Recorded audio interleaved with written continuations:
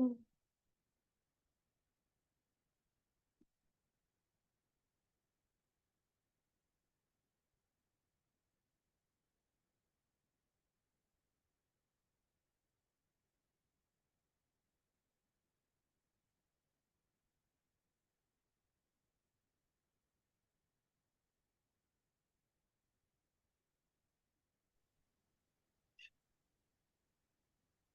we go.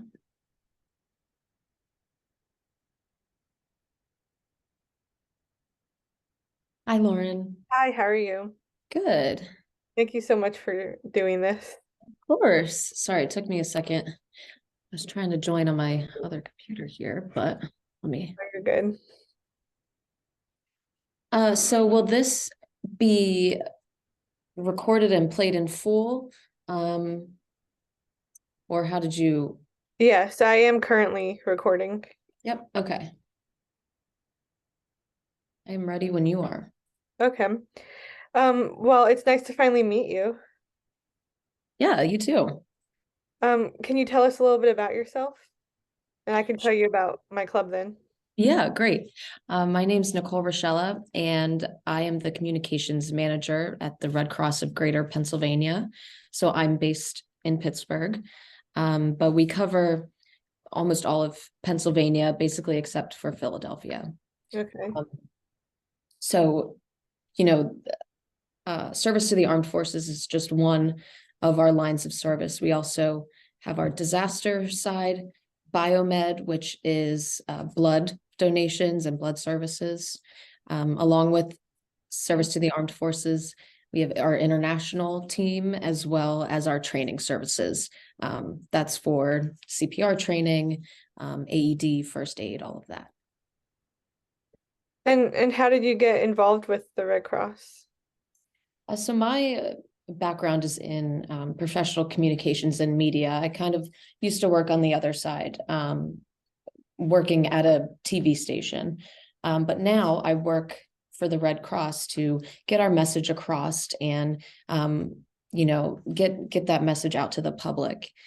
Tell them what the Red Cross is doing, how we're helping people in their local neighborhoods, and then hopefully they feel encouraged to support us, whether that's by volunteering, giving blood, or making a financial donation. Okay. Well, we do at my school, well, I'm graduated, but I still am involved. I'm the president of my school's club, which is the psychology club. And my background is in military psychology. My Mhm. school is American Military University. But our club does a lot of work when we can combine the military and psychology aspect together, or one or the other, for obviously being related to our club. So I wanted to do this for May for American Red Cross. Is it it's not awareness, what, just Red Cross month? No, not, we have kind of a different month Yeah. set aside from that, but it's May 21st is historically the day that the Red Cross was founded. Okay, so like Uh, the birthday. right. Yeah. Yeah. Okay. It's also, and May is Military Appreciation Month. Yeah. So Mhm. that's another good tie-in. Yeah, it is. So I just thought maybe you could tell us. So you said your background was in communications and media. So what made you switch or jump? Um, well, I'm still working in, so and my role is sort of more in media relations. So working with the media, um, to kind of use that as a vehicle to get our message out to the public.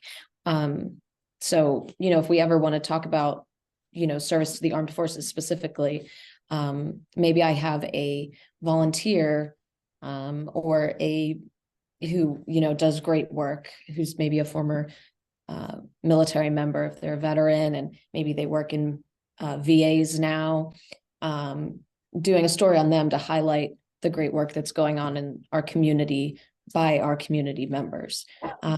Or it could be a story where a client or a veteran, a military family, someone was helped through one of our many services. An example of that would be our Hero Care Network, which I don't know if you're familiar with as a caseworker, you work with that.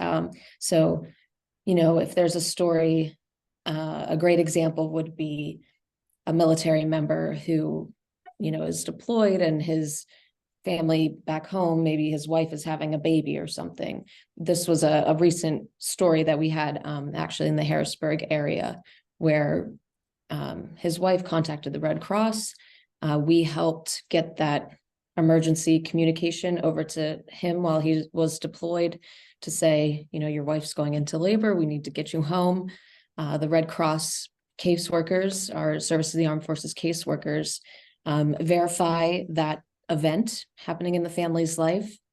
And that information is given to the soldier's commander, basically to, and then that person is the one who decides if the soldier is able to come home. And we help facilitate that process. Obviously, it's typically a long journey home, a lot of flights to get back in time, hopefully. So when we have those, big success stories, that's a great thing for us to highlight. And I would say service to the armed forces is one of our lines of service that many people don't hear about as often. They don't know exactly what we're doing in the community to help veterans and military families. You might hear the Red Cross more associated with house fires or giving blood. But this is it. All the work we do with veterans in the military is so appreciated and kind of flies under the radar. So, it's my job to explain to people what we're doing and all of the great volunteers we have involved who help with that. Yeah, that's great. And I know that I guess I've seen a lot of Red Cross people by my house, which is located near that Palmer explosion. Yeah, Yeah, right. Helping people who were apartments nearby that were affected by the blast. yeah. Yeah, what a crazy incident that was, and obviously a tragedy. Yeah. Yeah, I'm not sure where you're located, but it's like 5 minutes from my house. Oh, So wow. yeah, it's constantly being talked about. Mm-hmm. Well, and it's such a national story too. Yeah, it is. We had people from all over the Red Cross, talking about that explosion, and it was happening right here in PA. So Yes. Yeah. Well, that's great. And how did you start with it? Like you talked about how you started, but did you work your way up? Did you start as a volunteer? Um, so first, I always knew in general what the Red Cross was and what they did, but um, being in it now, you really see how they touch so many people's lives, and that there's so many. Our workforce is 90% volunteer. So I am on our staff, but that is just a small percentage of all the people who work here to help our local communities. So I did start in a staff position, but the great thing about it is there's always opportunities to volunteer kind of outside of your 9 to 5 time. One of the first things I did volunteering with the Red Cross was our Sound the Alarm campaign, where we go and install free smoke alarms for people in need. That was, it's just kind of a one-day volunteer opportunity. They teach you how to install the alarms, actually put them in someone's house, but also to help people create their fire escape plan, and just other general fire safety tips that people should know living in whatever house they're living in. And that was such a great experience for me to see like a real impact that the Red Cross has. It was just a couple of hours, and installing those alarms could potentially save these people's lives.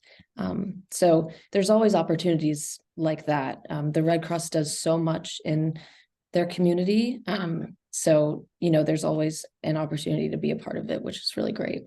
yeah. Can you talk a little bit about your educational background? Sure. I'm originally from Harrisburg, PA. And then I went to college out here in Pittsburgh at the University of Pittsburgh. I majored in media and professional communications. So exactly what I'm doing right now. Basically, that includes public relations, media relations, corporate communications. Any company has their internal communications, whether that's like an employee newsletter, just something to tell each other about what's going on within the company, but also your external relations team, which is what I do here, sharing important information with the public, and also being, that filter to, say things a certain way, to make sure that you're packaging your messaging in the right tone of voice, all of those sort of things, basically to keep the Red Cross's reputation where it is, which, we have a great reputation as an organization, but anything could happen that could take that away. So working to keep the organization in a good light within the public,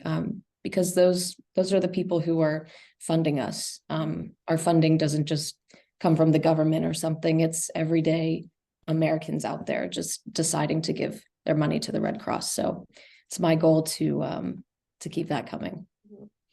And since this is going to be played for the birthday of Red Cross, can you talk a little bit about how it was founded? Yeah, sure. So I hope people know about Clara Barton, and she actually has some great history here in Pennsylvania. I'm working with the Johnstown flood, if you're familiar. I know you're on kind of the other side of the state, but that was one of the first like major disasters that she responded to, and brought the Red Cross together to kind of rally around that town. But before that, so it was on May 21st, 1881, when she and some friends, her group of acquaintances, decided that they wanted to start the Red Cross here in the US, after kind of seeing how it worked around the world.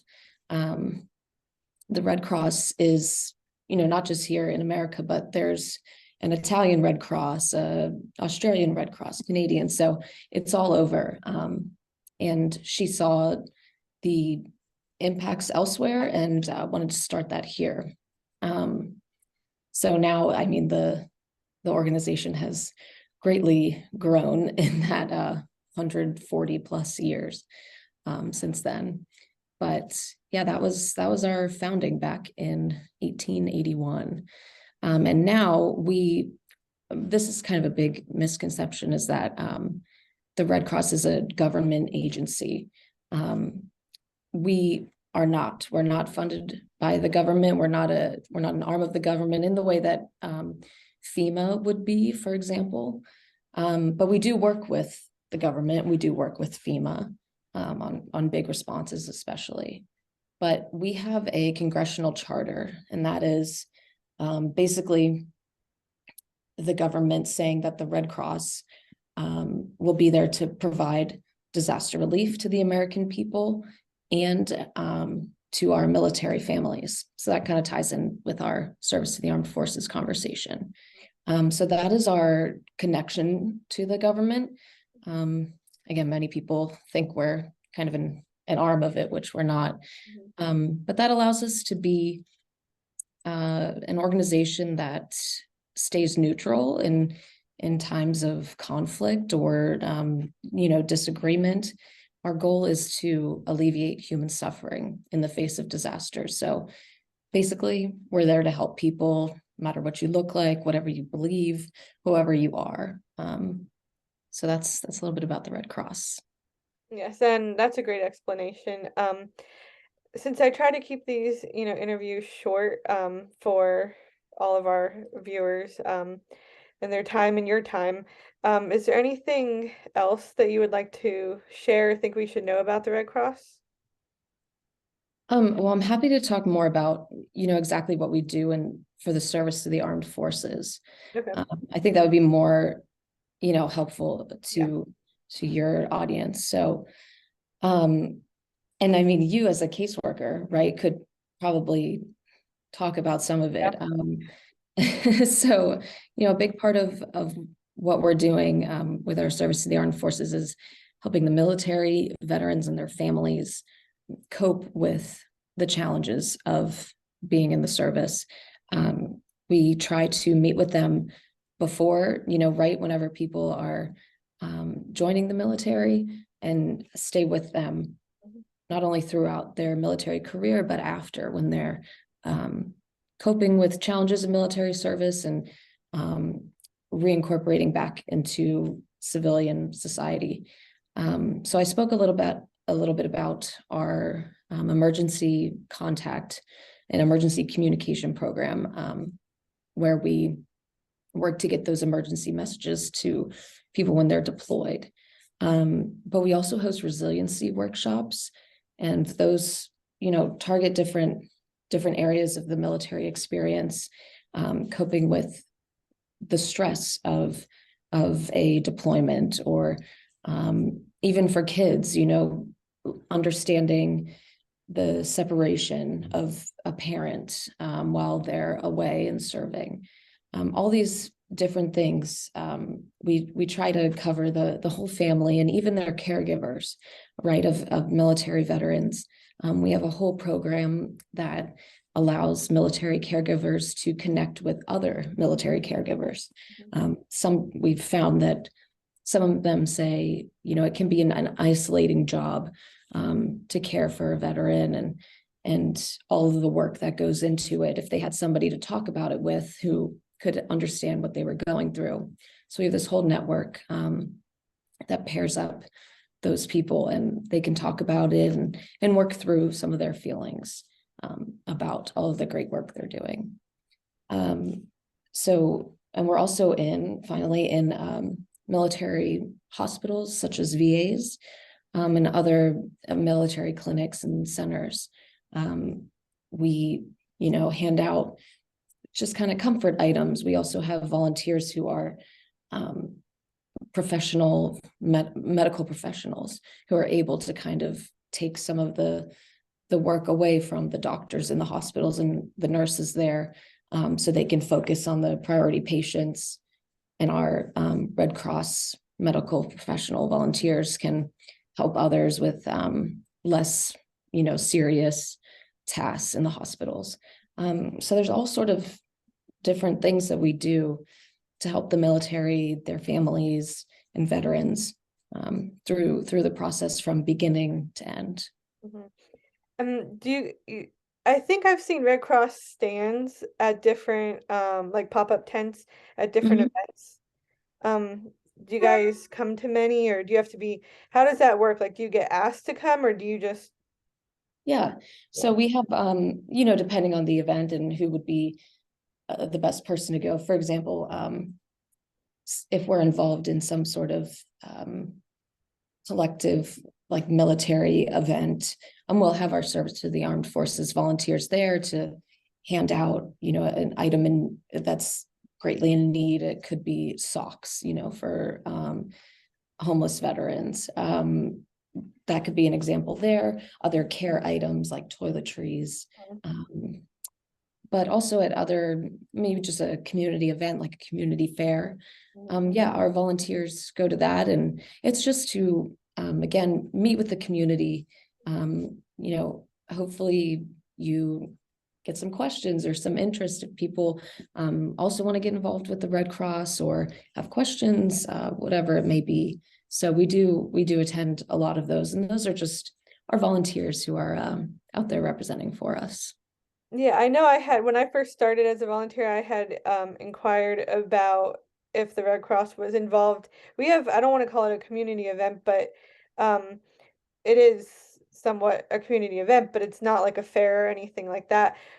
We have World War II weekend at my local regional airport every June.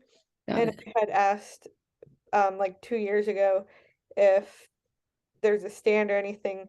I know some people were looking into it at the time. I guess it never got worked out. I think probably also because COVID was an issue. But do you know how to get involved with that, or how I could get involved with that?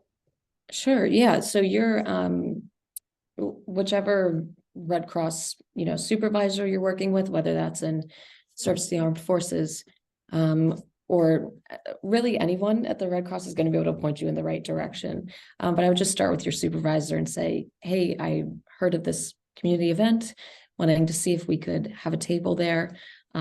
Many times we'll have, the organizers of the event actually reach out to us. And that's how we kind of start that relationship. But yeah, I would say anyone's ready to help point you in the right direction. Yeah, I know it might be too late again this year. It's in June every year, so Mm, they usually try to get everything lined up before January. But yeah, yeah, I'll keep that in mind. yeah, that'd be great. Um, yeah, but I love the volunteering, and I recently started with the ECMs too.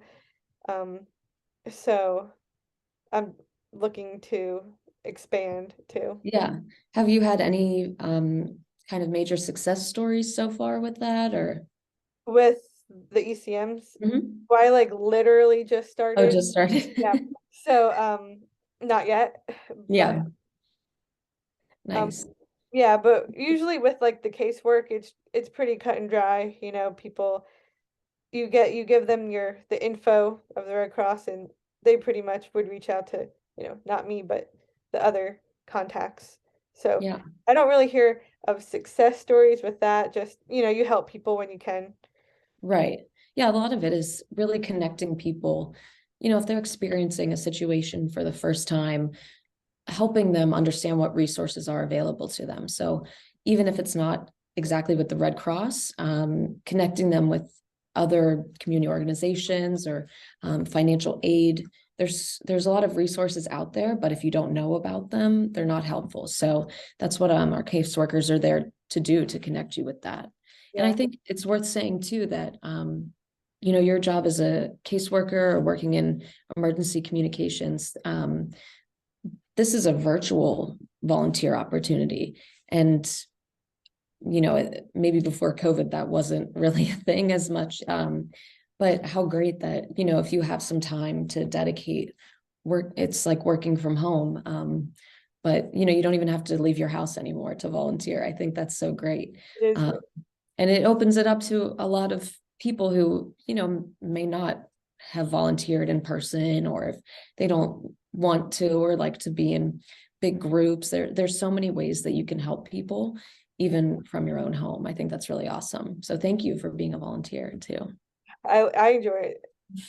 Well, I want to thank you for taking the time to come to this Of and course. all the great information, and hopefully this will help some more people reach out Yeah. here. Yeah. Thanks again. I really appreciate your time. I appreciate yours too. Thank you so All much. right. See ya. Bye. Bye.